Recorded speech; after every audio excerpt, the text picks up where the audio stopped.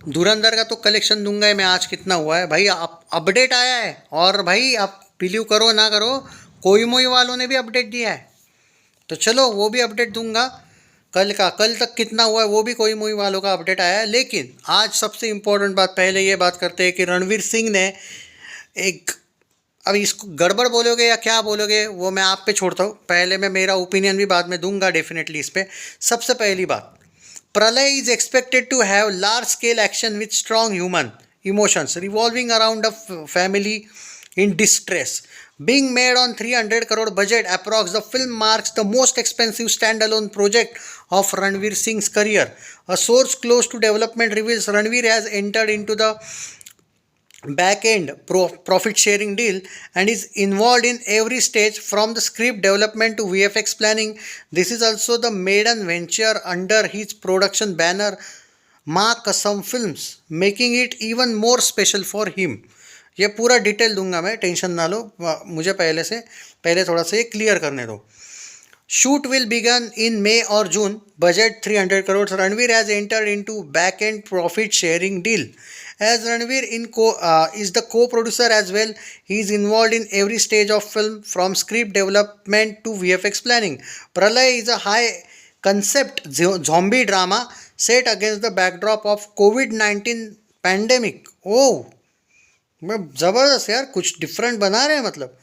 It's very good for Ranveer Singh by the way. ये अब मैं कुछ पढ़ने के बाद मैं मेरे शब्द वापस ले रहा हूँ कि गड़बड़ नहीं कर रहा है रणवीर भाई। टू बी डायरेक्टेड बाय जय Mehta who co directed scam 1992 with film maker and father Hansal Mehta, following it up with the web series लुटेरे, हैशटैग रणवीर सिंह, हैशटैग जय मेहता, माँ कसम film, zombie film, Bollywood, hashtag प्रलय। एंड एक्ट्रेस तो आपको पता ही है कि प्रियदर्शन की बेटी इस फिल्म में है। 300 करोड़ का बजट। आप बोलोगे कि भाई ये सबसे महंगी रणवीर की फिल्म क्यों है?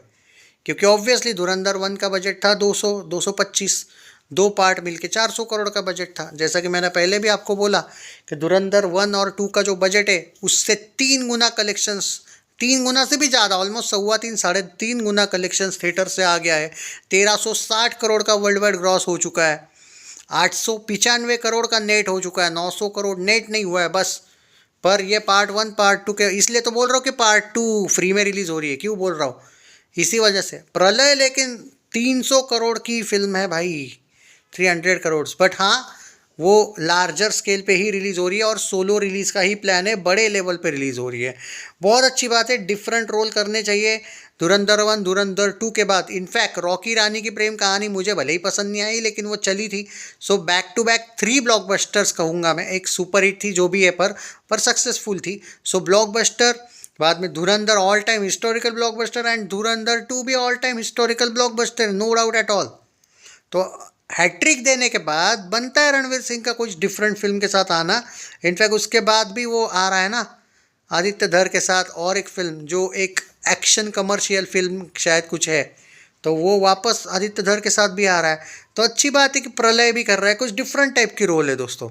सो मुझे बिलीव है भाई कि इस बार रणवीर सिंह अपने लाइफ में वो वाला एंगल नहीं कर रहा है कि चलो कुछ भी साइन कर लो। हालांकि कुछ भी साइन उसने कभी नहीं किया है, मतलब कुछ फिल्में थी जैसे बेफिक्रे वगैरह, पर उसने अपने रोल्स चेंज किए हमेशा। ऐसा नहीं कि वो बहुत कुछ खराब, बेफिक्रे ठीक है, मैं कह सकता हूँ अच्छी नहीं थी, पर 83 नहीं चली बट उसका काम अच्छा था।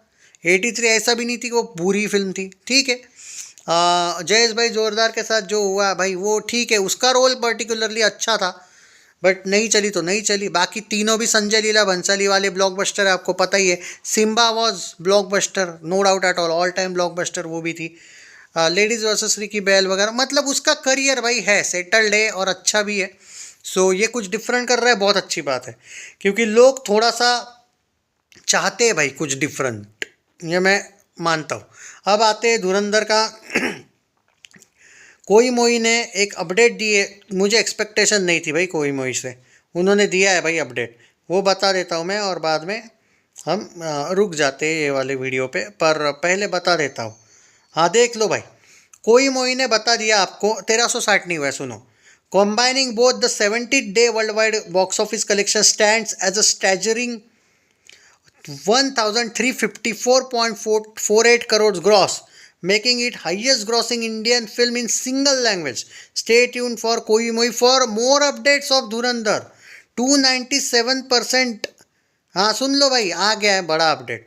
धुरंधर box office 297% returns in 70 days. A 10-week triumph for Aditya Dhar's magnum opus. Ranveer Singh led Dhurandhar has concluded its 10th week at Indian box office with an epic collection, superb ROI. भाई video को share कर दिया करो रे भाई, तुम लोग धुरंधर को कर दो भाई साहब share. Ranveer Singh led Dhurandhar is already out on OTT, but it continues to mint some moolah at Indian box office.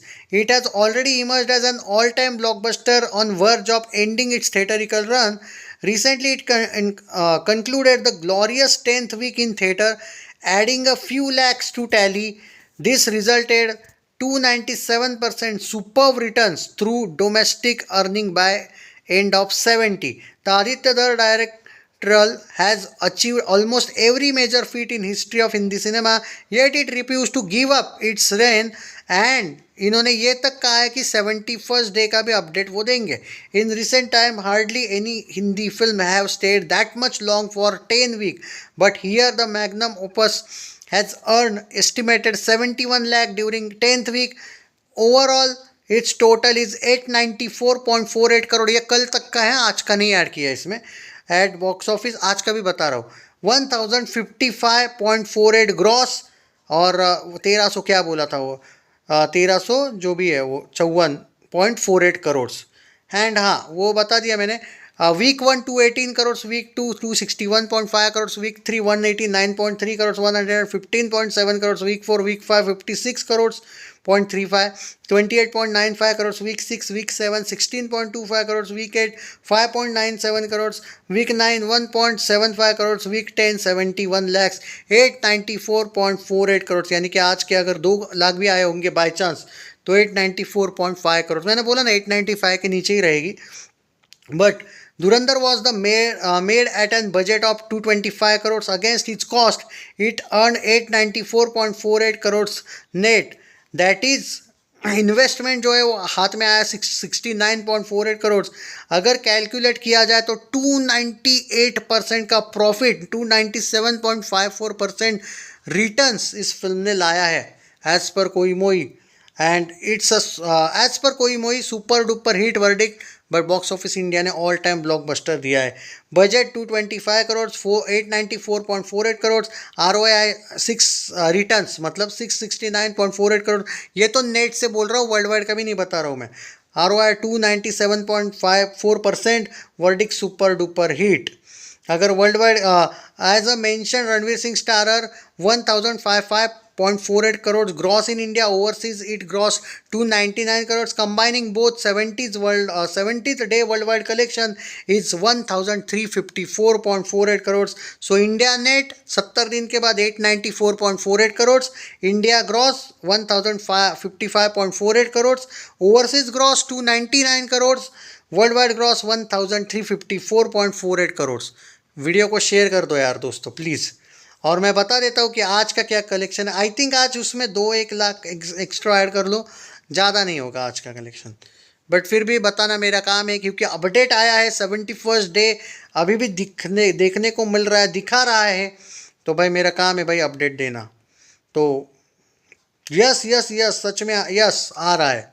71st day भी बता रहा हूँ, टेंशन ना लो. उसमें 2 लाख ऐड कर लो दोस्तों, मुझे नहीं लगता है कि उससे ज़्यादा होगा. एक सेकंड बस, बाकी वीडियो को शेयर कर देना. यस 2 लाख एग्जैक्ट 1.9 लाख इसका 8 बजे तक ही हुआ है. हाँ आराम से भाई 10 क्या और ये नहीं आएगा क्या, 2 लाख तो हो ही जाएगा भाई.